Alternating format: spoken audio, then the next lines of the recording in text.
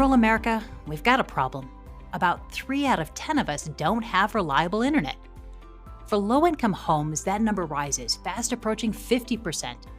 And the research shows 40% of schools and about 60% of healthcare facilities outside metropolitan areas lack broadband. This is the digital divide, and our rural co-ops are working on it.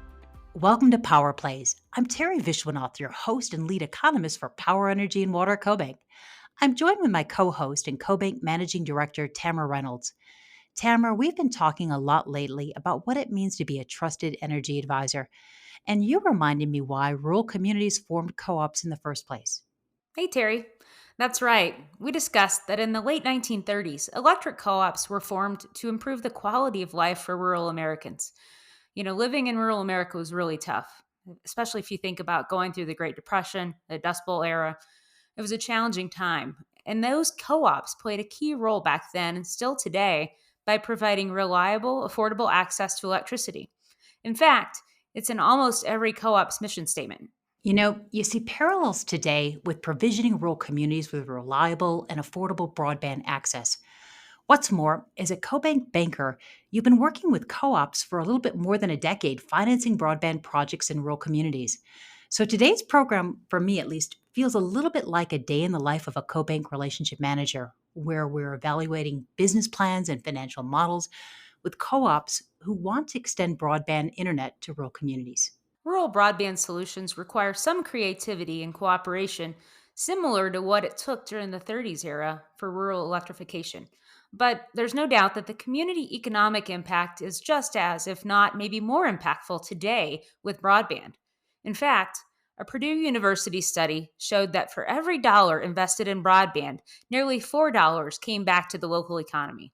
I have witnessed firsthand the importance of strategic partnerships between electric co-ops and those technical consultants in delivering high-speed internet to these rural communities. So today's program is like SportsCenter, where we're going to highlight all-star coaches or consultants and their playbooks for success with electric co-ops. Tamra, you and Doran, he's another managing director at CoBank, did a great job with setting up today's all-star lineup.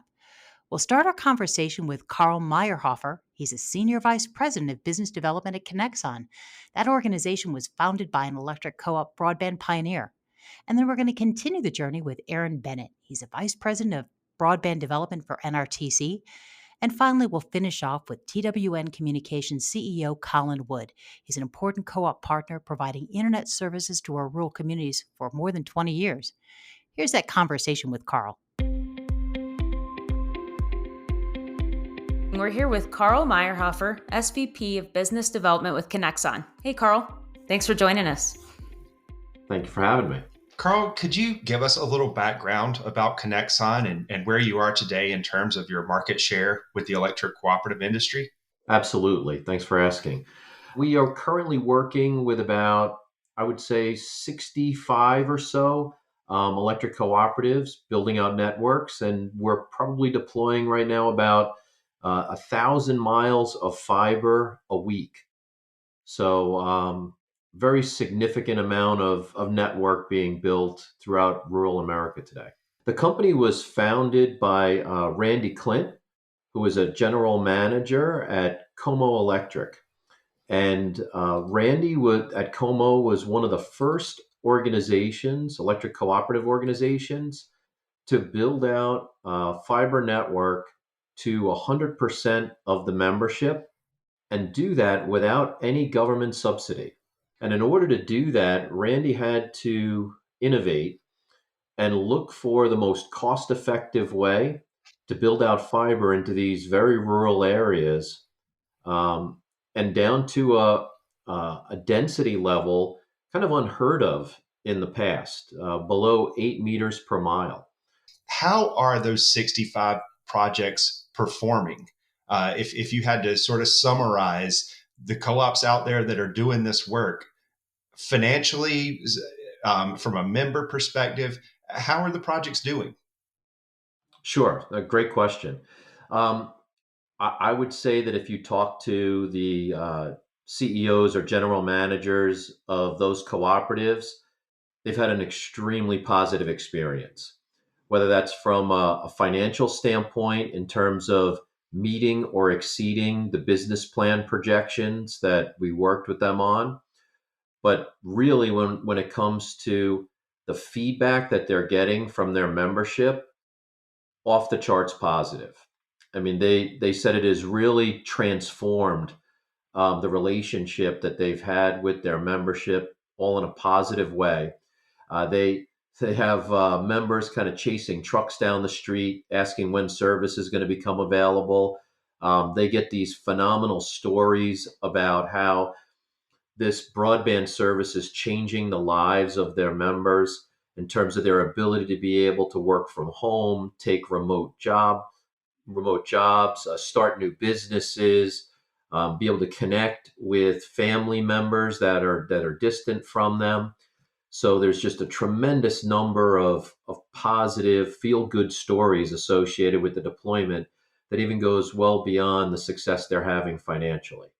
Talking a little bit about Conexon's business strategy, a couple of years ago, the Rural Digital Opportunity Fund came about, and you guys were instrumental in sort of changing the game for how electric co-ops bid in that process. Absolutely. We're successful in obtaining $1.1 billion. And about half of that was on behalf of our clients. But the other half of that funding was for this newly formed ISP that we created called Conexon Connect that you mentioned. Conexon Connect was really born out of Conexon doing probably in excess of 250 feasibility studies with electric cooperatives. And while we are currently working on those 65 that I mentioned, there was a number of other projects that we did studies for that looked really positive and looked like a really good business model. But unfortunately, the cooperative just may not have been able to make the leap into starting a broadband subsidiary and getting into the broadband business themselves. So while financially the model looked good, maybe just culturally, some of those cooperatives are just not ready to take on a whole new business. And looking at those models and having those conversations with those cooperatives, what really was needed was someone else to operate the broadband side of the business in partnership with the electric cooperative. What's really unique about this particular partnership model is with each one of the cooperatives that we work with, we will model them getting into the business themselves the same way we have historically. And they will then have the option whether they want to enter the business themselves and follow the model that we've created, or the other option is to have Conexon step into the shoes of the operator. We're actually so confident in the model that we create that we're willing to step into the shoes of the operator and work in partnership with the cooperative in the exact same way, exact same model that we've created for them to do it themselves. So the Infrastructure Investment and Jobs Act legislation passed at the end of November last year, and it supports several electric co-op priorities, including rural broadband. What do you think some of the key provisions are that were included in that legislation that would help electric co-ops if they decide to pursue a broadband deployment? So we're really excited about the funding levels that are available. But we're also excited about some other programs that are, as of the beginning of this year, now going to be available. And there is one in particular, and that is the Affordable Connectivity Program, where there is going to be a $30 subsidy, or there is a $30 subsidy that is being offered to low-income families. And what we believe that will do is not only make it affordable for all, but also from a cooperative's perspective, that'll significantly drive up adoption and take rates, which further enhances the financials of the business model. Let's understand, right, that the cooperatives typically operate in a demographic that affordable connectivity program is really going to make a big difference to probably over 50% of most of their members. So it's a really exciting program when you can kind of stitch all of these funding opportunities together and really be able to provide a stellar service in rural communities that rivals and beats what you would find in an urban area today. What advice do you have for co-ops today to start preparing for that funding that's coming in the future? I would say the very first thing is uh, get a business plan and feasibility study done. This way that you have all of the information, all of the financials, and you can take that information when the time comes that you're able to apply for some of these programs. You've got all the information available to you to be able to request and ask for reasonable funds that have a highest probability of getting approved.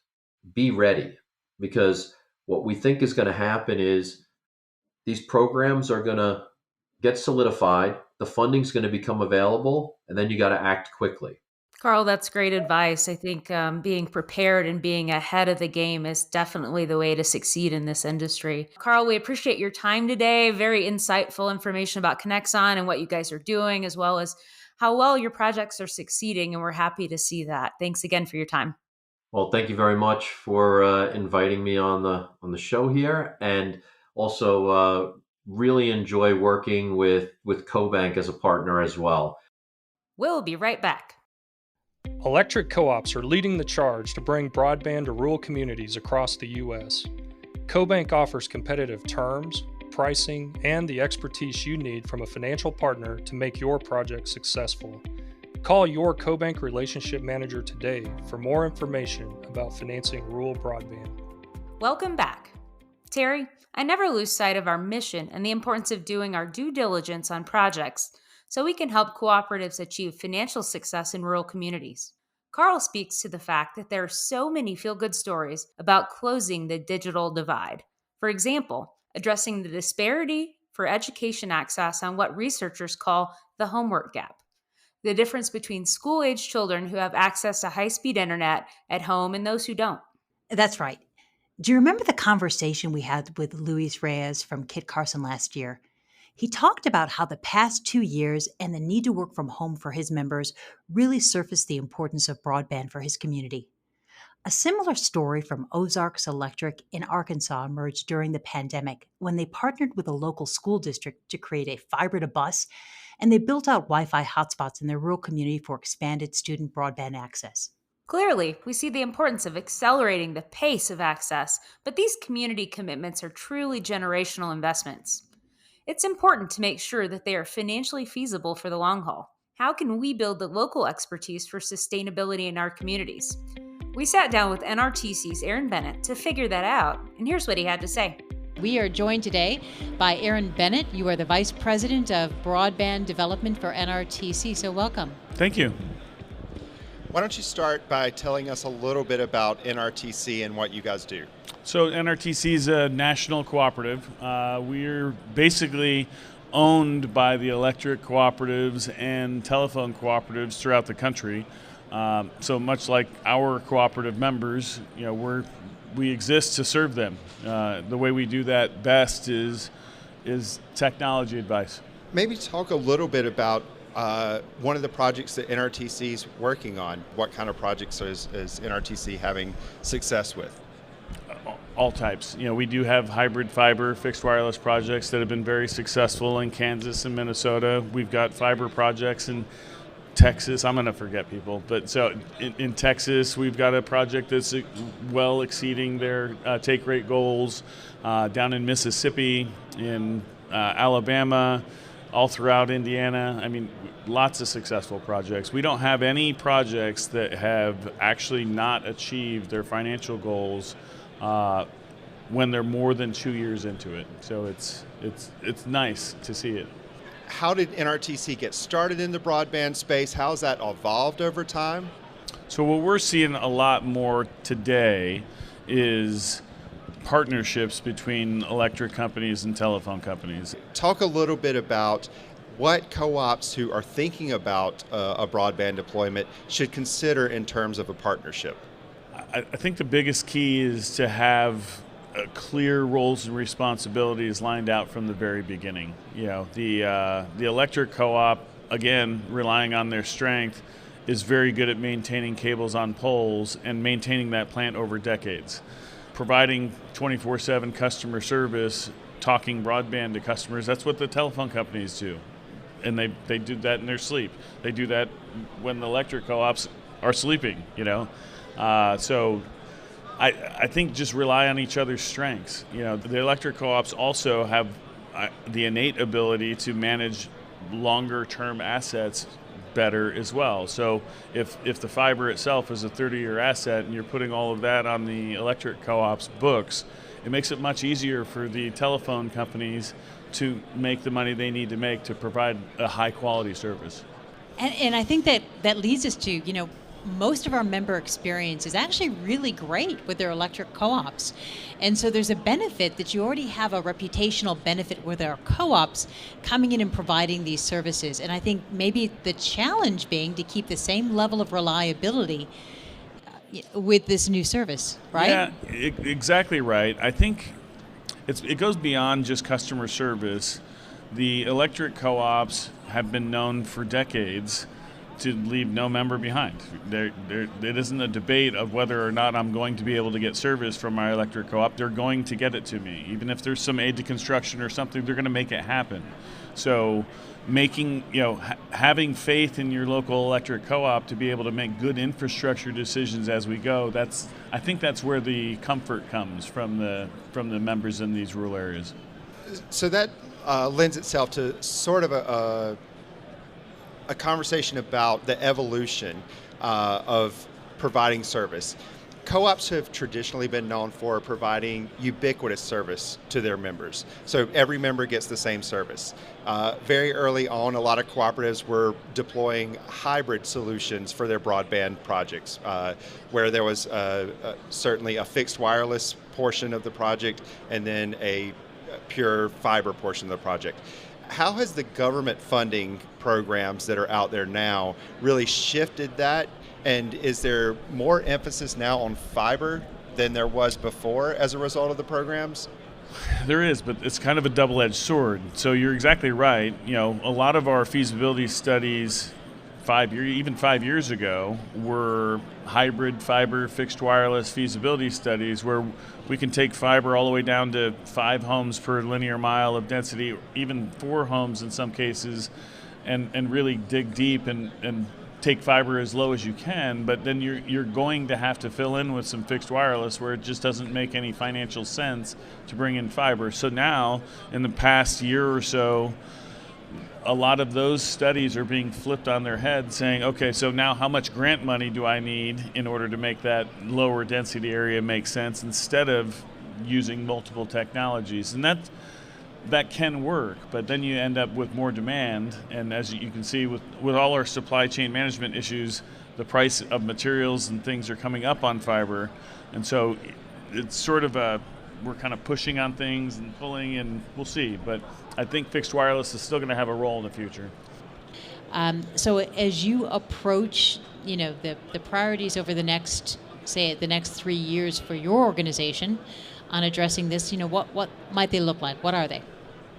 Well, I have to say that those priorities haven't changed for us, and it's not about building networks. Anyone can fly in a bunch of people and build a network. Ours is more about building capabilities within the cooperative communities we serve and having people locally that know how to make good decisions and know how to continue to expand and design and continue to build this network. Because if we just build a network and leave and they don't know how to operate and maintain it, it doesn't help anybody, right? Yeah, that reputational risk that may occur if you just sort of do a flyby, right? Yeah. So yeah. I think the what you're pointing out is, yes, it's going to take a lot of time, effort, and thoughtful money to train those people to be able to exist on their own once the network's built. If we think about how the pandemic has changed the sense of urgency around serving these communities, that we now have funding, are we going to continue to have the same momentum over the next 3 years as we work through the funding in connectivity?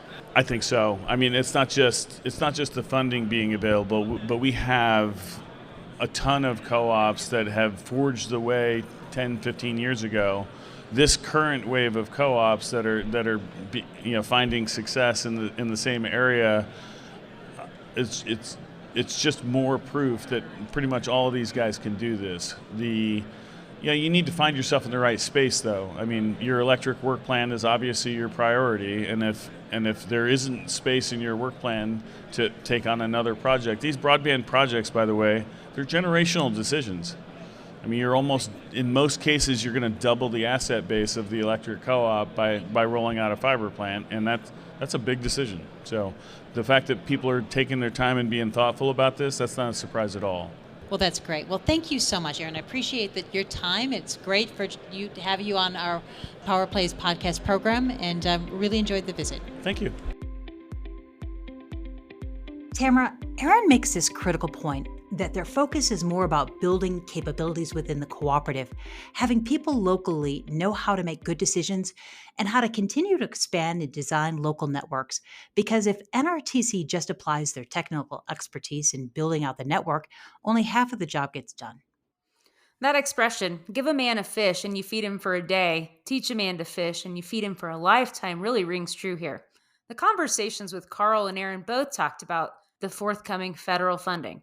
In our last interview with TWN's Colin Wood, he provided a playbook on orchestrating the necessary policy piece of the puzzle.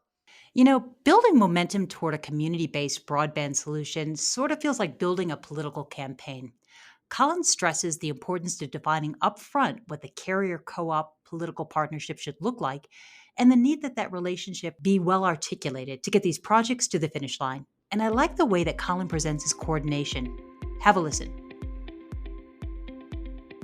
Colin, welcome. Welcome to the CoBank booth. Well, thank you. Thank you for inviting me.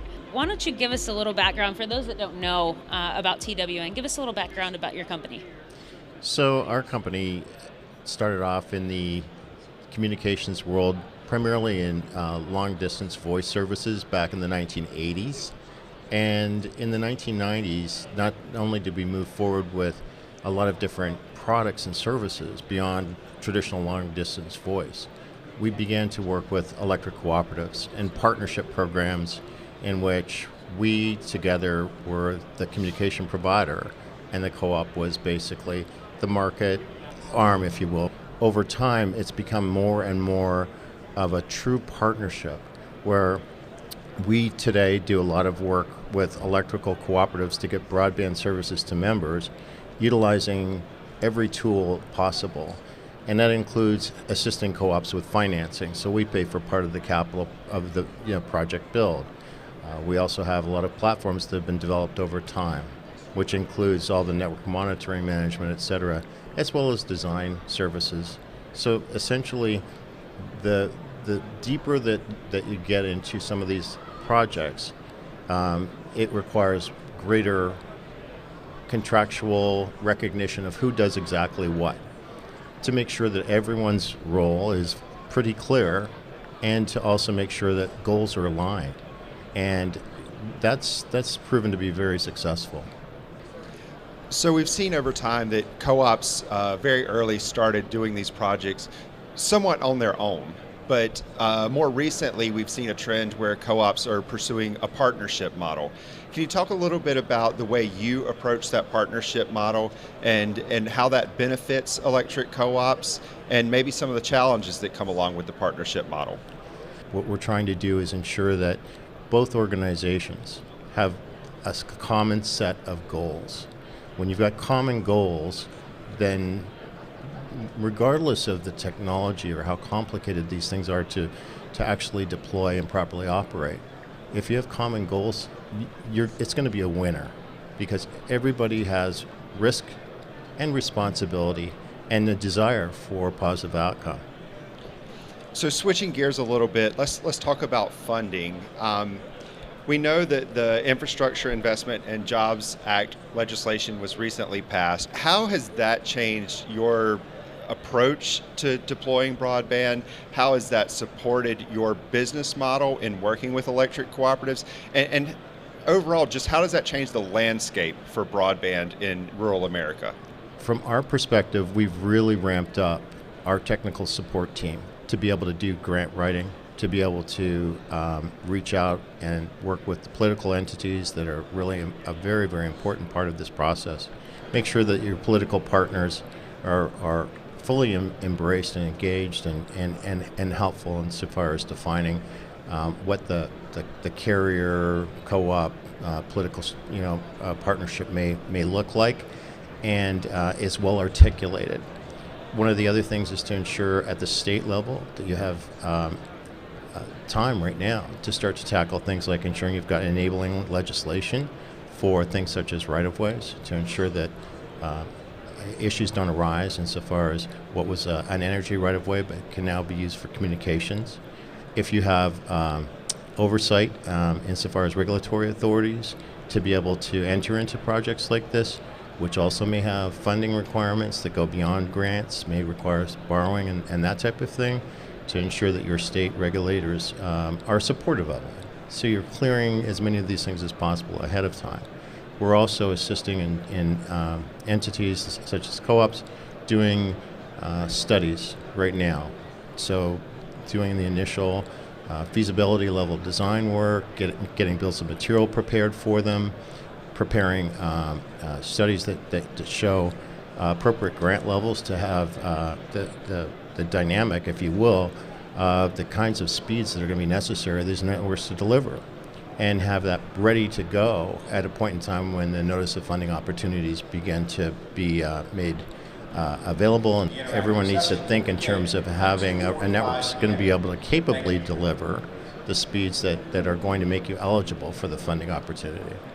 As I said, I think electrical cooperatives are well positioned to be very successful in being able to attain some of these grant opportunities and really move the needle in terms of bringing true broadband to some of the rural areas that, because of a number of reasons, we know issues with broadband maps and those types of things, this has a chance to be a true game changer. And that's a fascinating thing to be a part of. I'm really proud of this program and the engagement we had at Tech Advantage in Nashville. In my mind, the spirit of the rural electrification movement of the 30s and 40s, along with appropriately managed federal support, is really a template for closing the digital divide in rural America. You know, what I found fascinating about the way you and Doran orchestrated today's program is that there is not simply one path towards successful broadband partnership, but rather a relatively important diversified field of players, each bringing a different but deep bench of technical expertise to our co-ops. That was exactly our intent, and I hope that our listeners have enjoyed today's program. Tune in next month when we refocus our attention on member technology adoption and the changes that these home appliances will bring about for our electric co-ops. Bye for now.